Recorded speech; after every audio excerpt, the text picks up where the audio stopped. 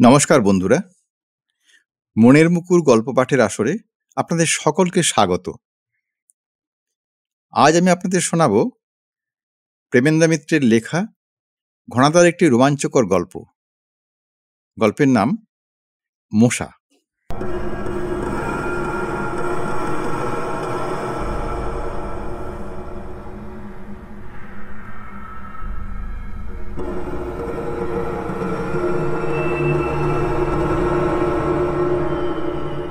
ঘনাদা রোগা, লম্বা, শুকনো, হাড়বার করা এমন একরকম চেহারা যা দেখে বয়স আন্দাজ করা একেবারে অসম্ভব। 35 থেকে 55 যে কোনো বয়সই তার হতে পারে। ঘনাদাকে জিজ্ঞেস করলে অবশ্য একটু হাসেন, বলেন, দুনিয়াময় টহলদারি করে বেড়াতে বেড়াতে বয়সের হিসেব রাখবার কি আর সময় পেয়েছি? তবে বলে ঘনাদা যে গল্পটা শুরু করেন সেটা কখনো সিপাহি মিউটিনির, কখনো বা রুশ জাপানের প্রথম যুদ্ধের সময়কার। সুতরাং ঘনাদার বয়স আন্দাজ করা আমরা ছেড়েই দিয়েছি। শুধু এইটুকুই মেনে নিয়েছি যে গত 200 বছর ধরে পৃথিবীর হেন জায়গা নেই যেখানে তিনি যাননি, হেন ঘটনা ঘটেনি যার সঙ্গে তার কোনো যোগ নেই। কয়েক বছর হলো কেন যে কৃপা করে তিনি আমাদের এই গলিটির ছোট্ট মেসে এসে উঠেছেন তা ঠিক বলতে পারি না। আমাদের ছুটিছাটার আড্ডায় তিনি যে নিয়মিতভাবে এসে বসেন এও তার অসীম করুণা বলতে হবে। প্রায় অবশ্য তিনি ভয় দেখান যে পাত্রে গুটিয়ে আবার নিরুদ্দেশ হয়ে যাবেন, কিন্তু সাধারণত সেটা মাসের শেষে, ওই মেসের খরচের তাগাদা পড়াবার সময়। বুঝে শুনে কিংবা হতাশ হয়েই তার কাছে আমরা তাগাদা করা ছেড়ে দিয়েছি। ঘনাদা আমাদের আড্ডায় এসে নিয়মিতভাবে সবচেয়ে ভালো আরাম কেদারাটায় বসেন। যার ভাগ্য যেদিন ভালো থাকে তার কাছে সেদিন সিগারেট চেয়ে নিয়ে ধরান। তারপর চোখ বুজে প্রায় ধ্যানস্থ হয়ে থাকতে থাকতে হঠাৎ হয়তো আমাদের কোন একটা কথায় বেশ একটু উচ্চস্বরেই হেসে ওঠেন। অপ্রস্তুত হয়ে আমরা তখন তার দিকে তাকাই। ঘনাদা একটু নড়েচড়ে উঠে বসে সিগারেট একটা লম্বা টান দিয়ে ঈষৎ বিদ্রূপের স্বরে বলেন, কি কথা হচ্ছিল বন্যার? আমরা লজ্জিতভাবে স্বীকার করি যে সামান্য দামোদরের বানের কথা আমরা আলোচনা করছিলাম। ঘনাদা আমাদের দিকে এমন করুণামিশ্রিত অবজ্ঞার সঙ্গে তাকান, মনে হয় দামোদরের বানে আমাদের নিজেদের ভেসে যাওয়াই ভালো ছিল। তারপর জিজ্ঞাসা করেন, টাইডাল ওয়েভ কাকে বলে জানো? দেখেছো কখনো সেই প্রলয়ের ঢেউ যাকে বলে সমুদ্র জলোচ্ছ্বাস? সংকুচিতভাবে স্বীকার করি যে নামটা জানলেও ব্যাপারটার সম্বন্ধে নিজেদের কোনো অভিজ্ঞতা নেই। তখন ঘনাদা হেসে বললেন, কেমন করে আর থাকবে, তাহলে শোনো। তখন মুক্তোর ব্যবসা করবো বলে তাহিতি দ্বীপে গিয়ে উঠেছি। ঘনাদার সেই সুদীর্ঘ চিত্তাকর্ষক গল্প থেকে জানা যায় যে কি করে এইরকম এক টাইডাল ওয়েভের মাথায় এক বেলায় তাহিতি থেকে একেবারে ফিজি দ্বীপে গিয়ে তিনি উঠেছিলেন। এই গল্প শোনার পর আমাদের অবস্থা কি হয় তা বলাই বাহুল্য। দিন দুপুরে সূর্যের সামনে মিনমিরে লণ্ঠনের মতো আর কি। ঘনাদার ভয়ে আমাদের অত্যন্ত সাবধানে কথাবার্তা বলতে হয়, কিন্তু আটঘাট বেঁধে যতই কিছু বলি না কেন ঘনাদার হাত থেকে নিষ্কৃতি নেই। দেখা যায় ঠিক তিনি টেক্কা দিয়ে বসে আছেন। হয়তো কথায় কথায় কে বলেছে যে আজকাল অনেকেরই চোখে চশমা, চোখের জোর আর বড় বেশি নেই। ঘনাদা তাঁর মার্কা মারা হাসিটি হেসে অমনি গিয়ে উঠলেন একেবারে অ্যান্ডিজ পাহাড়ের চূড়োয়, পৃথিবীর সবচেয়ে বড় পাখি কন্ডর শকুনের বাসার খোঁজে। হ্যাঁ, চোখের জোর দেখেছি বটে সেবার। অ্যান্ডিজ পাহাড়ের উপর পথ হারিয়ে ফেলেছি, শীতে প্রায় জমে যাবার জোগাড়। সঙ্গে একজন আর্জেন্টাইন শিকারী আর বোরো জাতের এক 6.5 ফুট লম্বা রেড ইন্ডিয়ান। সন্ধ্যা হয় আর খানিকক্ষণের মধ্যে পথ না খুঁজে পেলে এই পাহাড়ের উপরেই বরফ চাপা পড়ে মরতে হবে। এমন সময় আমাদের চূড়োর নিচেকার খানিকটা মেঘ একটু ফাঁক হয়ে গেল, কিন্তু 12,000 ফুট উপর থেকে সেই ফাঁক দিয়ে কি আর দেখা যাবে? কিন্তু তখনও বোরো জাতের তীক্ষ্ণ দৃষ্টির কথা তো জানি না। হাত দুটো দূরবীনের মতো করে সে একবার চোখের সামনে ধরলে, তারপর বললে, ব্যাস, আর ভয় নেই। অবাক হয়ে জিজ্ঞাসা করলাম, ভয় তো নেই, কিন্তু কি দেখতে পেলে তুমি? সে হেসে বললে, কেন, ওই তো নিচে শিকারীদের তাঁবু ফেলা হয়েছে। বড় একটা কুকুর নিয়ে লাল কোট পরা শিকারী এইমাত্র তাঁবুতে ঢুকলো। শুনে আমি তো অবাক। ঘনাদার কথা শুনে আমরা ততোধিক অবাক হয়ে বললাম, 12,000 ফুট উপর থেকে লাল রঙের কোট পর্যন্ত দেখতে পেলে? হ্যাঁ, তা না হলে আর চোখের জোর কিসের? শকুনের চোখ কিরকম জানো? 2 মাইল ওপর থেকে ভাগাড়ে গরুর লাশ ওরা দেখতে পায়। এই বড় শিকারীদের চোখ তেমনই। এরপর আমরা যে নির্বাক হয়ে গেলাম তা বলাই বাহুল্য। প্রায় নির্বাক হয়েই আজকাল থাকি। এর ভেতর সেদিন কি থেকে বুঝি মশার প্রসঙ্গ উঠে পড়েছিল। ঘনাদা তখন এসে পৌঁছননি, তাই বোধহয় আমাদের অতটা সাহস।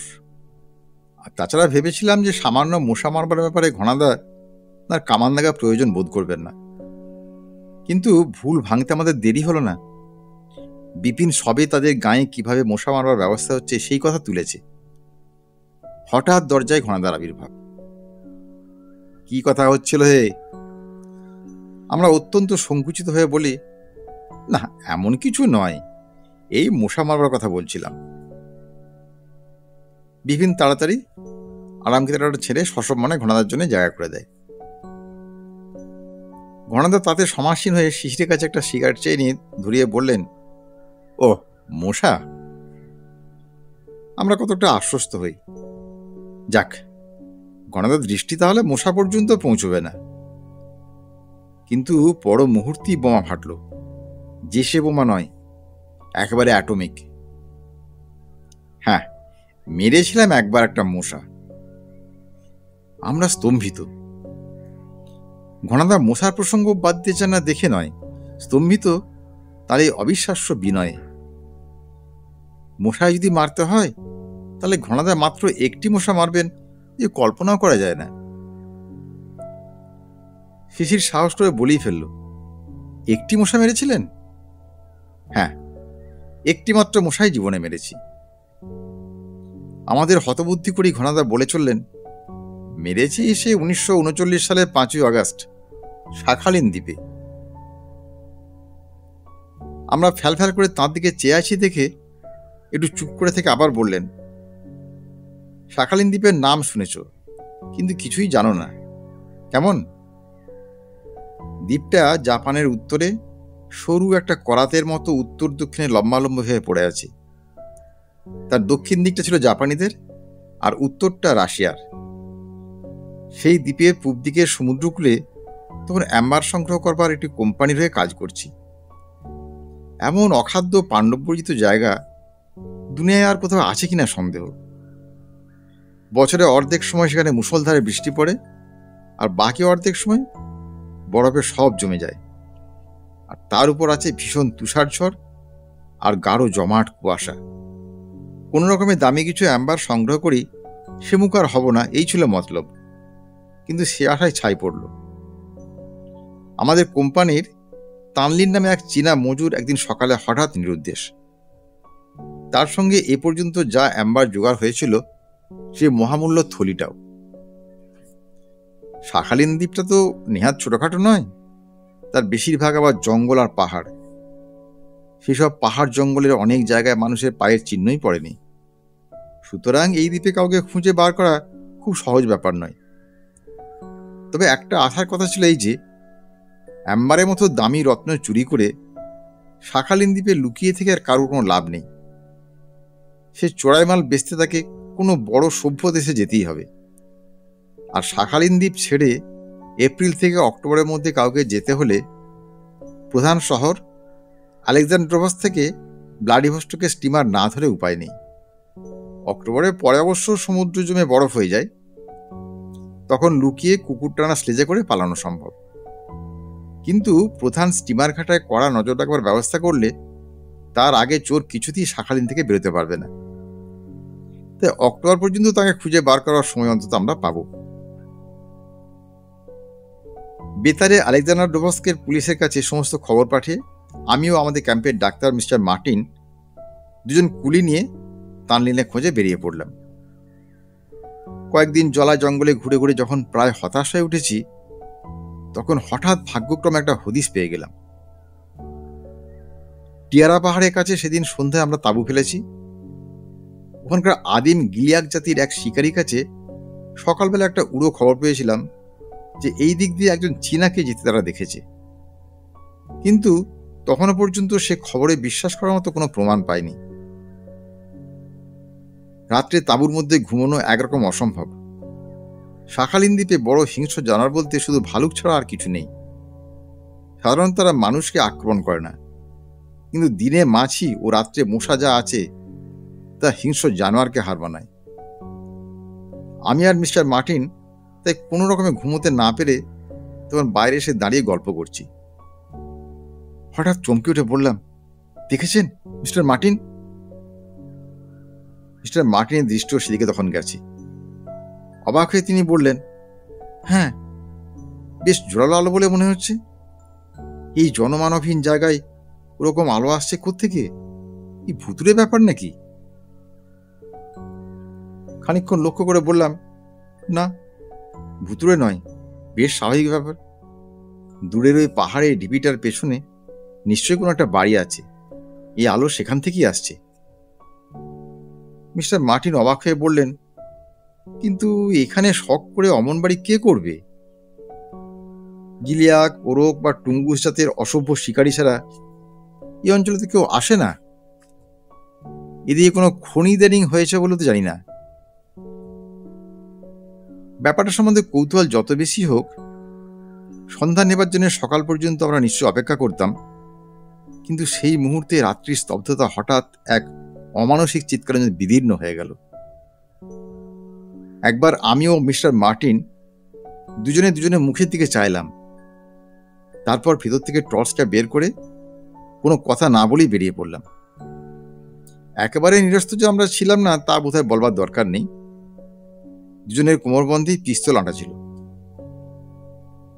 যে পাথরের ঢিবিটার পেছন থেকে আলো দেখা যাচ্ছিল সেটা খুব বেশি দূর নয়, প্রায় 7-3 গজ হবে। ঢিবিটার পাশ দিয়ে ঘুরে যাওয়ার পরই দেখা গেল আমাদের অনুমান ভুল হয়নি। একটা মাঝারি গোছের বাড়ির একটা জানলা থেকে উজ্জ্বল আলোটা দেখা যাচ্ছে। আশ্চর্যের কথা এই যে অমানসিক যে চিৎকার আমরা শুনেছিলাম তা একবার উঠেই একেবারে স্তব্ধ হয়ে গেছে। চারিধার এমন শান্ত যে দুজনে একসঙ্গে সে শব্দ না শুনলে মনের ভুল বলি সেটা গণ্য করতাম। বাড়িটার কাছে এসে তখন আমরা বেশ একটু ফাঁপড়ে পড়েছি। এখন করা যায় কি? অজানা জায়গায় সম্পূর্ণ অপরিচিত এক বাড়িতে হঠাৎ মাঝরাতে সে ডাকাডাকি করাটা মোটেই সুবিধের হবে না, তা বুঝতে পারছিলাম, কিন্তু ফিরে যাওয়া তো তখন আর যায় না। যে জানলাটা দিয়ে আলো আসছিল সেখানে গিয়ে সাবধানে একবার উঁকি দিলাম। মস্ত বড় একটা ঘর, মিউজিয়াম যেমন থাকে অনেকটা সেই রকম। প্রকাণ্ড একটা কাঁচে ঘেরা টেবিল ঘরটার মাঝখানে বসানো। সে কাঁচের ভেতর কি আছে দেখতে পেলাম না। লোকজনও কেউ সেখানে নেই, এত রাত্রে থাকবার কথাও না। সেখান থেকে সরে এসে দরজায় ধাক্কা দেবো কিনা ভাবছি, এমন সময় পেছন থেকে সরু অথচ তীক্ষ্ণ কণ্ঠে ইংরেজিতে এক আদেশ শুনলাম, প্রাণে বাঁচতে চাও তো হাত তোলো। চমকে ফিরে দাঁড়িয়ে দেখি বেঁটে গোছের জোয়ান একটি লোক আমার দিকে পিস্তল উঁচিয়ে দাঁড়িয়ে আছে, আর তার পেছনে লম্বা চওড়া যমদূতের মতো চেহারার এক প্রহরী, তারও হাতে পিস্তল। ব্যাপারটা বেশ নাটুকে হয়ে জমে উঠেছিল বটে, কিন্তু শেষ পর্যন্ত পরস্পরের পরিচয় পাওয়ার পর সব আবার থিতিয়ে সহজ হয়ে গেল।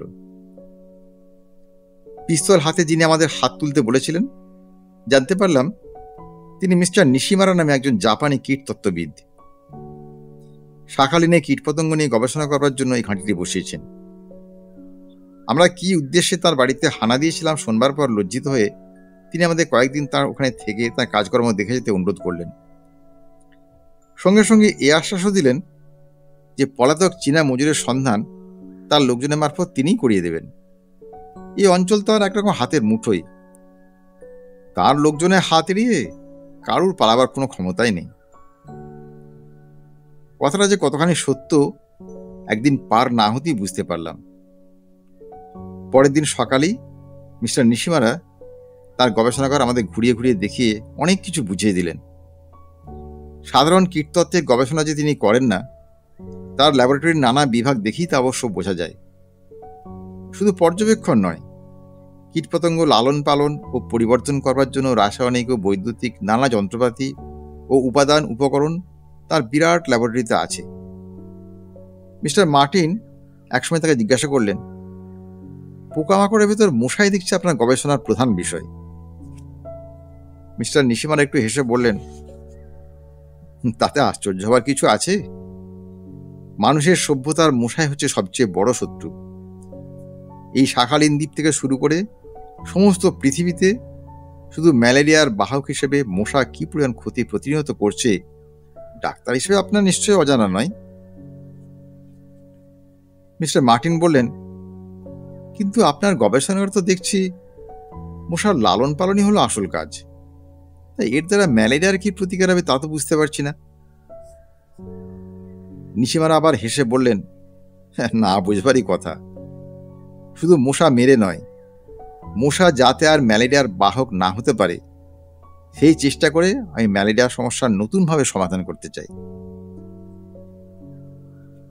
আমাদের একটু অবাক হতে দেখে তিনি বললেন, মশা কি করে রোগের জীবাণু ছড়ায় তা আপনাদের নিশ্চয়ই জানা আছে। তার মুখ একটা ডাক্তারি যন্ত্রের বাক্স বললেই হয়। গায়ের উপর বসে প্রথম একটি যন্ত্রে সে চামড়া ফুটো করে, তারপর আরেকটি যন্ত্রে মুখের লালা সেখানে লাগিয়ে দিয়ে আমাদের রক্ত যাতে চাপ না বেঁধে যায় তার ব্যবস্থা করে। এরপর তৃতীয় যন্ত্র নল দিয়ে সে রক্ত শুষে নেয়।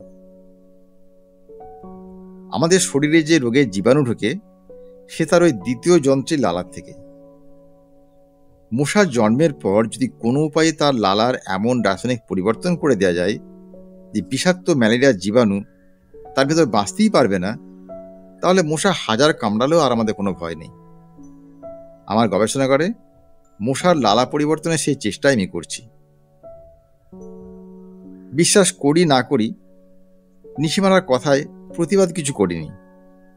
সমস্ত গবেষণাগারটা আমাদের কাছে তখনই কেমন রহস্যময় মনে হয়েছে। আগের রাত্রে সে অমানসিক চিৎকারের শব্দের কথা তখনও ভুলতে পারিনি। নিশিমারাকে জিজ্ঞাসা করায় তিনি সেটা কোনো বন্য জন্তুর আওয়াজ বলে হেসে উড়িয়ে দিয়েছিলেন বটে, কিন্তু মনে হয়েছে যেন তিনি কিছু গোপন করে যাচ্ছেন। সেই গোপন রহস্য যে কি, সেই দিন রাত্রেই টের পেলাম। নিশিমারা আমাদের যত্ন আতিথ্যের কোনো ত্রুটি করেননি। রাত্রের খাওয়া দাওয়া সেরে আমরা তখন আমাদের জন্য নির্দিষ্ট ঘরটিতে শুতে এসেছি। হঠাৎ মিস্টার মার্টিন বললেন, এরই মধ্যে শুয়ে কি হবে, আসুন একটু বাইরে ঘুরে আসি। তার কথায় রাজি হয়ে বাইরে বেরোতে গিয়ে অবাক হয়ে গেলাম। আমাদের ঘরের দরজা বাইরের থেকে বন্ধ। এর মানে? মিস্টার মার্টিন অত্যন্ত চিন্তিতভাবে আমার দিকে চেয়ে জিজ্ঞাসা করলেন। মানে ঠিক না বুঝতে পারলেও এই দরজা বন্ধ করার পেছনে যে কোনো শয়তানি মতলব আছে সে বিষয়ে কোনো সন্দেহ তখন আর আমাদের নেই। কিন্তু এত সহজে আমরা হার মানব কেন? ছাদের কাছে হাওয়া চলাচলের একটা ছোট ভেন্টিলেটর ছিল। কোনো রকমে তারই পাল্লা ভেঙে দুজনে সেখান থেকে গলে বাইরে গিয়ে নামলাম। ঘুটঘুটে অন্ধকার রাত্রি, শুধু ল্যাবরেটরির একটা ঘরে তখনও আলো জ্বলছে। সন্তর্পণে সেই ঘরটার পেছনে একটা জানলার ধারে গিয়ে দাঁড়াবার আগেই সেই কালকে রাতের মতো রক্ত জল করা আর্তনাদ শুনতে পেলাম। সেই আর্তনাদ শোনার সঙ্গে সঙ্গেই আমরা জানলা বেয়ে ঘরের ভেতর লাফিয়ে পড়েছি। কিন্তু এই কি ব্যাপার? যার খোঁজে আমরা বেরিয়েছি সেই তানলিনী মেঝের উপর লুটিয়ে পড়ে অসীম যন্ত্রণায় কাতরাচ্ছে। তার এক পাশে কাল রাতে যাকে দেখেছিলাম সেই জমদূতের মতো কাফ্রে প্রহরী দাঁড়িয়ে, অন্য পাশে ফাঁপা একটা কাঁচের মোটা নলের জিনিস হাতে করে মিস্টার নিশিমারা। ব্যাপার কি মিস্টার নিশিমারা? বেশ একটু উত্তেজিতভাবে জিজ্ঞাসা করলাম। মিস্টার নিশিমারা আমাদের দেখে রাগে বিস্ময়ে খানিকক্ষণ কথাই বলতে পারলেন না। তারপর অনেক কষ্টে নিজেকে সামলে বললেন, আমার আতিথেয়তার উপর একটু বেশি অত্যাচার করছেন নাকি আপনারা? এ ঘরে আসতে কে আপনাদের অনুমতি দিয়েছে? কেউ দেয়নি। এখন বলুন, এখানে হচ্ছে কি? মিস্টার নিশিমারা অদ্ভুতভাবে হেসে বললেন, যা হচ্ছে তা তো দেখতেই পাচ্ছেন। এই লোকটাকে সাপে কামড়েছে, তারই চিকিৎসা করছিলাম। মিস্টার মার্টিন তখন মেঝেয় বসে পড়ে তানলিনকেই পরীক্ষা করছিলেন। তিনি মুখ তুলে কঠিন স্বরে বললেন, এ তো মারা গেছে, আর সাপে ওকে কামড়ায়নি। বলুন, কি করেছেন একে? কি করেছি জানতে চান? নিশিমারা কখন এরই মধ্যে কোথা থেকে একটা পিস্তল হাতে নিয়েছেন লক্ষ্যই করিনি। সেটা আমাদের দিকে উঁচিয়ে ধরে তিনি বললেন, বেশ, সেই কথাই বলবো, তাহলে শুনুন। পৃথিবীর সবচেয়ে আশ্চর্য আবিষ্কারের কথা শুনে মরার সৌভাগ্য আপনাদেরই হোক। আপনাদের তানলেন সাপের কামড়ে মারা যায়নি, মারা গেছে মশার কামড়ে, সামান্য একটা মশার কামড়ে। নিশিমারা তীক্ষ্ণ উচ্চ অট্টহাস্যে আমাদের স্তম্ভিত করে আবার বলতে লাগলেন, "হ্যাঁ, বিশ্বাস করতে পারছেন না ব্যাপারটা, কেমন? কোনো ভাবনা নেই, এক্ষুনি প্রত্যক্ষ প্রমাণ আপনাদের দিচ্ছি। কিন্তু তার আগে বলে যাই, শুনুন। মশার লালার রাসায়নিক পরিবর্তনের কথা যা বলেছিলাম, সেটা মনে আছে তো? সেই পরিবর্তন আমি সত্যিই করেছি। ডিম থেকে শুরু করে মশা যখন সামান্য জলের পোকা হয়ে থাকে, তখন পর্যন্ত তার উপর নানা প্রক্রিয়া চালিয়ে মশার লালার এমন রাসায়নিক পরিবর্তন আমি ঘটিয়েছি যে সাপের বিষের চেয়েও সে লালা মারাত্মক হয়ে উঠেছে।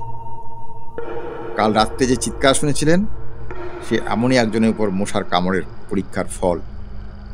আর তানলিন অবস্থা তো সামনে দেখতেই পাচ্ছেন। এইবার আপনার পালা। নিশিমারার ইঙ্গিতে সেই যমদূত তখন মিস্টার মার্টিনকে অবল্যাক্রমে তুলে ধরেছে। তার দিকে এগিয়ে গিয়ে নিশিমারা বললেন, এই কাঁচের নল দেখছেন? এর ভেতর একটি মাত্র বিষাক্ত মশা ভরা আছে। এই একটি মশা কিন্তু এখনো আপনার মতো জন বিশেক জওয়ানকে অনায়াসে পরপারে পাঠিয়ে দিতে পারে। আপনি বিজ্ঞানের পীঠস্থান, সভ্য মার্কিন মুলুকের লোক, তাই আপনাদের দুই বন্ধুর মধ্যে বিজ্ঞানের পরীক্ষায় প্রাণ দেওয়ার গৌরব আমি আপনাকেই দিতে চাই। বেশি কিছু আপনাকে করতে হবে না। এই নলটি এমন কায়দায় তৈরি যে গায়ে চেপে ধরার সঙ্গে সঙ্গে সামনের ঢাকনাটা ভেতর দিকে খুলে যায়। হিংস্র মশাটাও উড়ে এসে কামড়েতে দেরি করে না। সমস্ত মাথার ভেতর কেমন ঝিমঝিম করছিল। মনে হচ্ছিল আর যেন দাঁড়াতে পারবো না। কিন্তু তারই মধ্যে হঠাৎ মরিয়া হয়ে সজোরে একটা ঘুষি ছুটলাম। নিশিমারা আচমকা ঘুষিকে ছিটকে পড়লেন। সঙ্গে সঙ্গে তার হাত থেকে কাঁচের নলটা মেঝে আছড়ে পড়ে চুরমার হয়ে গেল। তারপর যে ব্যাপারটা ঘটল তা বর্ণনা করা যায় না। কল্পনা করো যে ভাঙা নল থেকে বেরিয়ে সেই সাক্ষাৎ সমন ঘরের ভেতর উড়ে বেড়াচ্ছে, আর চারজন মানুষ উন্মাদ হয়ে তাকে এড়িয়ে ঘর থেকে পালাবার চেষ্টা করছে। ঘরের মাঝখানে আবার তানলিনের মৃতদেহ। কোনো রকমের দরজার কাছে পৌঁছে খিলটা খুলে বেরোতে যাব, এমন সময় সেই বিশাল কাফরি বাঘের মতো আমার ঘাড়ের উপর এসে পড়ল। আর বুঝে আশা নেই। মশাটা ঠিক আমার নাকের কাছে একবার ঘুরে গেল। তারপরেই সেই কাফরি একসঙ্গে 5টা রেলের ইঞ্জিনের মতো চিৎকার করে আমার ঘাড়ের উপর নিতিয়ে পড়ে গেল। বুঝলাম মশার দংশন জ্বালার সঙ্গে সঙ্গে সব জ্বালা তার জুড়িয়েছে।